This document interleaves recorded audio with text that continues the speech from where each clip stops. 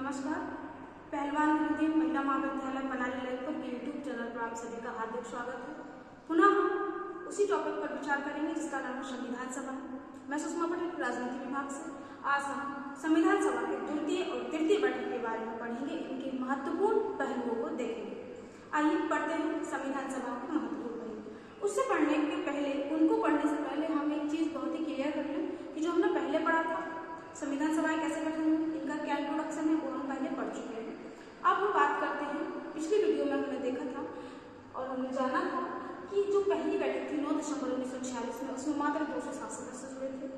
अब जो सदस्य नहीं जुड़े थे वो दो संगठन थे, देसी रियासतें थी और मुस्लिम लीग थी। देसी रियासतें कन्फ्यूजन की वजह से नहीं जुड़ी और मुस्लिम लीग वो चाहते नहीं थे कि हम इस देश का हिस्सा बने, उन्हें अपना अलग साम्राज्य चाहिए था, इसीलिए। अब बात करते हैं 11 दिसंबर 1946 में। हाँ, एक चीज और, 9 दिसंबर 1946 में हमें एक अस्थायी अध्यक्ष के रूप में डॉक्टर सच्चिदानंद सिन्हा को भी चुना गया था। अस्थायी कार्यवाहक अध्यक्ष के रूप में चुना गया था। क्वेश्चन में कई बार पूछा जाता है कि संविधान सभा के कार्यवाहक अध्यक्ष कौन है, तो डॉक्टर सच्चिदानंद सिन्हा। फिर 11 दिसंबर 1946 में डॉक्टर राजेंद्र प्रसाद को स्थायी अध्यक्ष के रूप में चुना गया।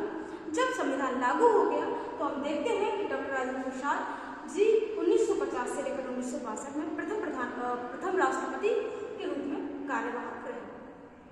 हमने ये भी देखा और ये भी जाना कि बिहार के महात्मा गांधी की उपाधि मिली है, बहुत प्रभावित है महात्मा गांधी से थे।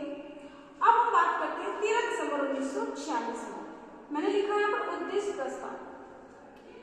मैं यहाँ एक ही व्यक्ति ने उद्देश्य प्रस्ताव किया जिनका सबसे ज्यादा लाल किला पर तिरंगा लहराने का रिकॉर्ड रहा है, बहुत चहीते रहे हैं और भारत को प्रथम प्रधानमंत्री के रूप में हमने जाना है। हाँ, मैं बात कर रही हूँ पंडित जवाहरलाल नेहरू की। उन्होंने 13 दिसंबर 1946 में ही यह तय कर दिया था कि हम भारत के संविधान का उद्देश्य को प्रस्ताव करेंगे। यहाँ मैंने एक चीज लिखी, प्रस्तावना का आधार। प्रस्तावना का आधार में दो चीजें, ऑब्जेक्टिव और गोल। इसे थोड़ा समझ लेते हैं बच्चों। जो ऑब्जेक्टिव है, जैसे हम ऑब्जेक्टिव को ऐसे समझेंगे कि मान लीजिए अभी हम बिल्कुल फ्लोर पर खड़े हुए हैं, जमीन पर खड़े हुए हैं और हमें जाना है ऊपर छत पे। तो जो छत है वो हमारा लक्ष्य है, गोल है, और फिलहाल हम अभी यहाँ पर जमीन पर हैं, राइट। तो हम वहां तक कैसे पहुंचेंगे? ऑब्जेक्टिव के माध्यम से ना। ऑब्जेक्टिव मतलब सीढ़ियाँ। अब पहला ऑब्जेक्टिव आपकी पहली सीढ़ी, दूसरी, तीसरी, चौथी, पांचवी, ऐसे आप ऑब्जेक्टिव गेन करते रहेंगे और आप एक दिन लक्ष्य तक पहुंच जाएंगे। इसलिए मैं समस्त छात्राओं से कहना चाहती हूँ कि जो भी एग्जाम फॉर्म निकलते हैं, जो भी गवर्नमेंट जॉब निकलते हैं, जो भी होते हैं, आप उनको फिल कीजिए। क्वालिफाई नहीं हो रहा है कोई बात नहीं, आप बस फिल कीजिए। फिल करने के बाद आप देखेंगे कि आप इतना अनुभव आपको हो जाएगा कि आधे से ज्यादा क्वेश्चन आपके वहीं बनने लगेंगे। तो लक्ष्य को प्राप्त करने के लिए आपको हमेशा ऑब्जेक्टिव पर ध्यान देना पड़ेगा। चलिए, अब जैसे ये प्रस्ताव चाहते तो उस दिन आप ये ऐलान कर सकते थे, घोषणा कर सकते थे, लेकिन वहां पर B.R. अम्बेडकर जी ने इन्हें रोका और उन्होंने कहा कि अभी हम रुक जाते हैं। कुछ ऐसे सदस्य जो मुस्लिम लीग के हैं, हो सकता है कि वो हमारे यहाँ शायद शामिल हो जाए, और कुछ देसी रियासतें भी जो राजा महाराजा हैं शायद वो भी शामिल हो जाए, क्योंकि हो सकता है कि हम थोड़े और सदस्य एकजुट कर सकें। क्योंकि प्रस्ताव जो उद्देश्य का प्रस्ताव है वो सारी सभा को एक साथ होकर रखना था, सबको एकजुट होकर वो प्रस्तावित करना था।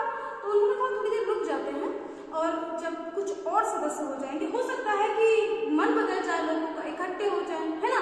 तो उन्होंने थोड़ी देर के लिए उनको रोका। फिर यह जब पारित हुआ उद्देश्य 22 जनवरी